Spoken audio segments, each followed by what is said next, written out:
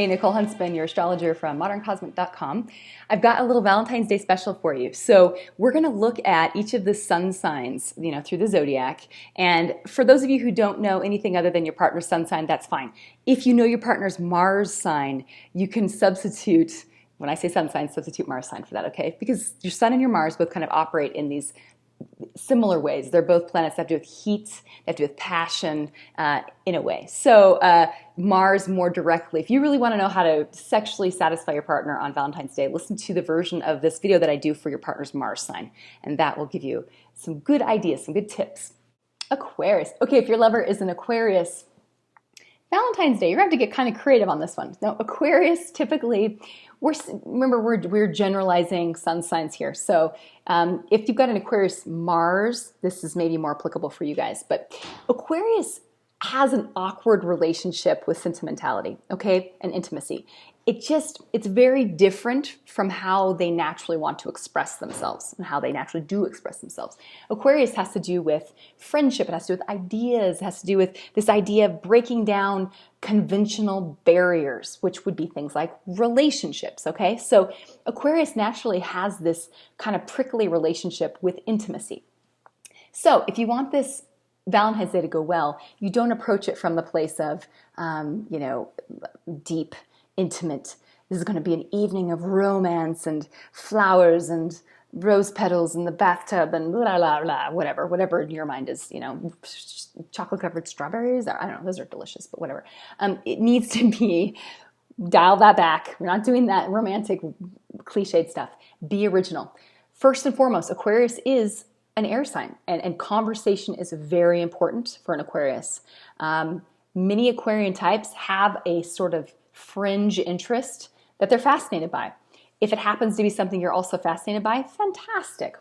If not, I guess you can fake it until you make it. Hopefully you guys do have that in common though, because for an Aquarius to go into an intimate relationship with someone, they have to have intellectual simpatico. So they are first and foremost, many times we call them like the sapiosexual. They're turned on by the mind, by intelligence, by conversation, by stimulating thought, by going in places intellectually that you haven't gone before. Now this includes, they do like the idea of talking about fantasies, right? You can titillate them and lead them on and excite them through your words, through conversation, the few days leading up to it, even on the day of.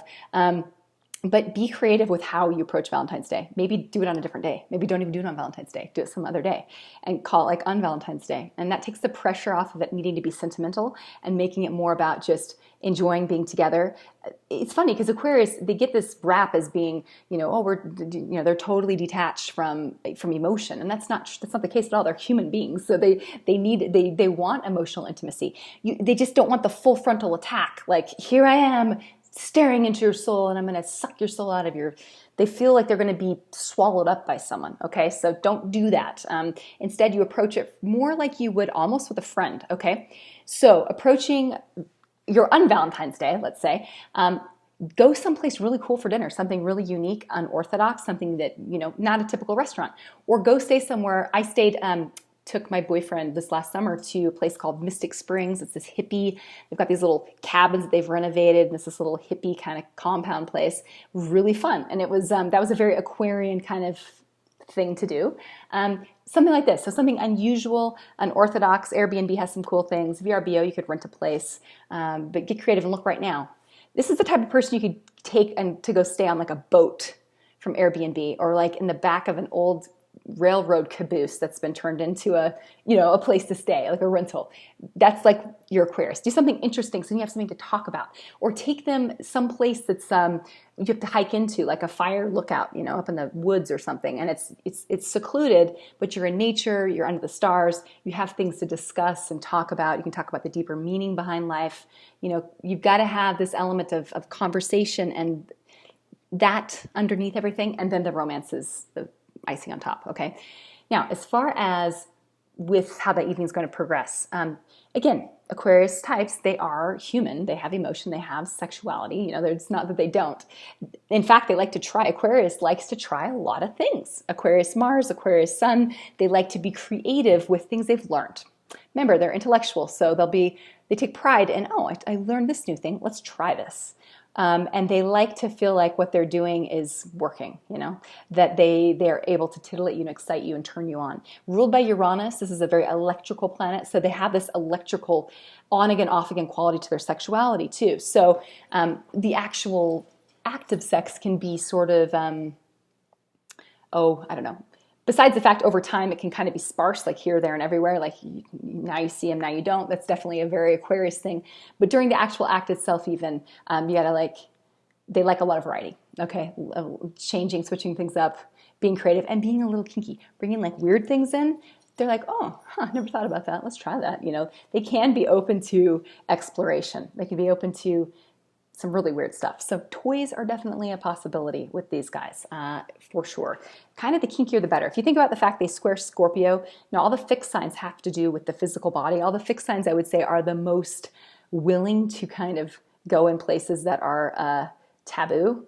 So Aquarius is definitely open to exploring that area. Let's explore all the boundaries of what's taboo, okay? This is why a lot of times we think about homosexuality, Aquarius or Uranus kind of comes up in those conversations, because there's this openness to the collective. There's openness to all these different versions of sexuality. And so, that's where that kind of comes into the mix. So if you've got someone also who's got, let's say Aquarius, not Aquarius, but let's say their Mars is in Aquarius, or they've got Uranus making aspects to their Mars, okay? This is also someone who's going to have an appetite for things that are a little bit more unique. Like, sure, let's try that, okay?